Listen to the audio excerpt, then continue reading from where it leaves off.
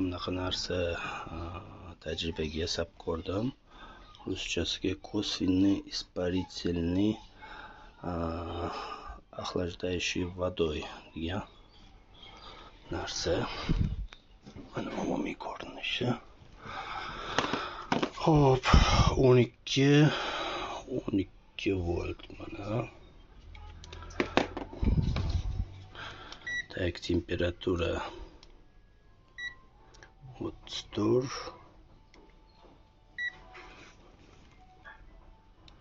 İçidagi suvning harorati 32.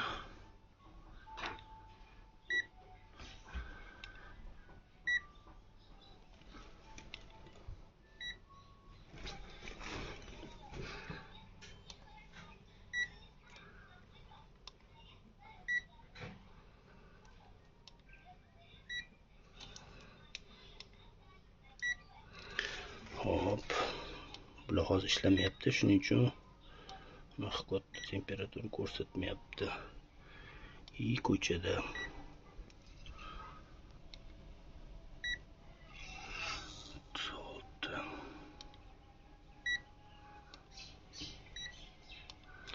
ko'chada 38. Endi buni yoqamiz. Qanaqa ishlashini taxminan tushuntiraman. Xo'p, mana ventilyator. Bu yoqdan havo kiryapti hozir. Harorati tepada balandroq bo'ladi, bilasizlar. 33. Xonamiz isib qolibdi уже. Ichkari koridorlar.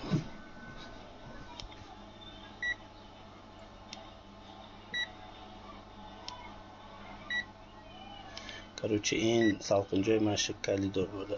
Nima bo'ladi? Prixurushka bo'ladi. Xo'p, ko'chamiz.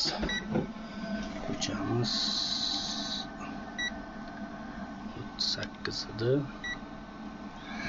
Xo'p, mana endi qaranglar. Bu yoqdan kelyapti. Двухконтурный испарительный ya'ni suv orqali suvning bug'lanishi orqali sovutadigan ikki konturli mexanizm. Nima ikki konturli? Sababi bu hozir tashqi qismidan, mana bu qismidan, mana shu qismidagi havo tashqariga chiqarib yuborilyapti. Bu keyin gofra qilib turib bu yoqqa qarab qo'yilsa bo'ladi. Tashqariga chiqadigan qilib, bu yoqdan xonadan havo olib turib yana ichkaridan o'sha sovigan nima bu yoqqa chiqarib berilyapti. Hozir endi yana bir tekshirib. Bu yoqdan chiqayotgan havo 31. Motorchik nima? Bular issiqroq bo'ladi. Motor sababi ishlayotgani uchun mana bu ham 34-35 qilib beradi. Sababi bular hozir ishlayapti, 35. Lekin kirayotgan havo 33.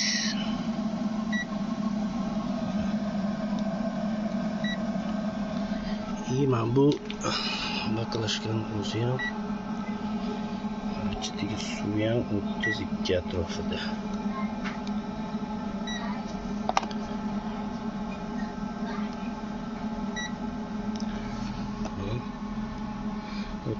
edi. Sovutdi. Tak, suv 32 edi.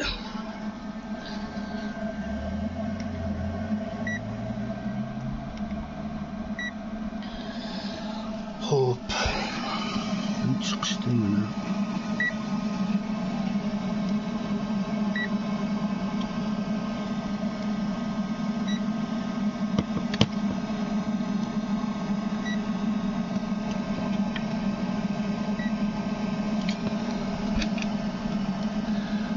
Aslida испарительный bo'lmaganda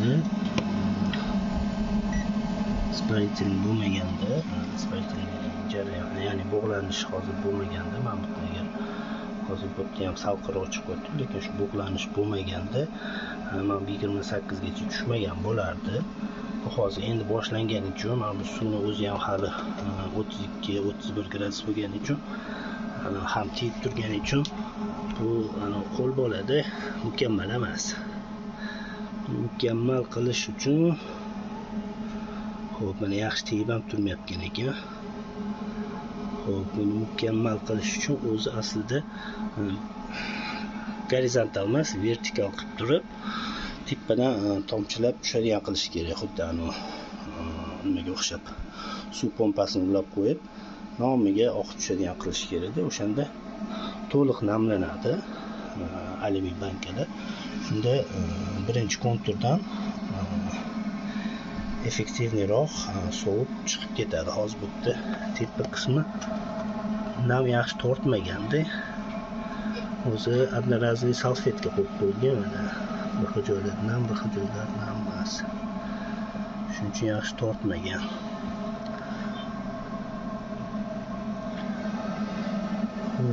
Shuni hisobiga bu qo'l bola narsa yaxshi ishlamayapti, lekin mana bu suv ham sal sovigandan keyin hozir mana bu nimadan ancha sovuq havo kelishi kerak bo'ladi.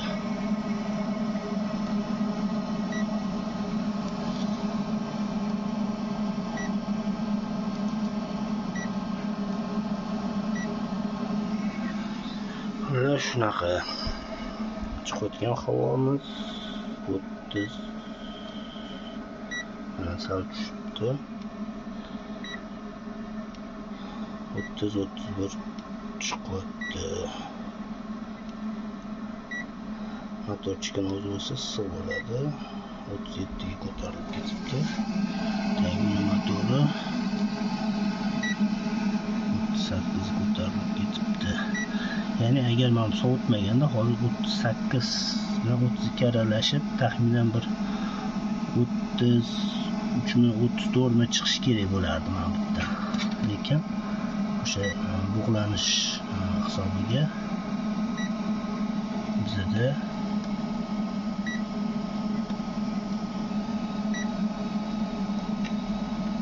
pasayapti. O'zi 18 gradusgacha tushish kerak. YouTube'da boshqa ko'rgan joylarimda 18 gacha tushish kerak edi. Yana ozgina vaqtdan keyin yana nima qilamiz, tekshirib ko'ramiz. Bilmadim, 1,5 soatmi, 15 minut, 1 soatmi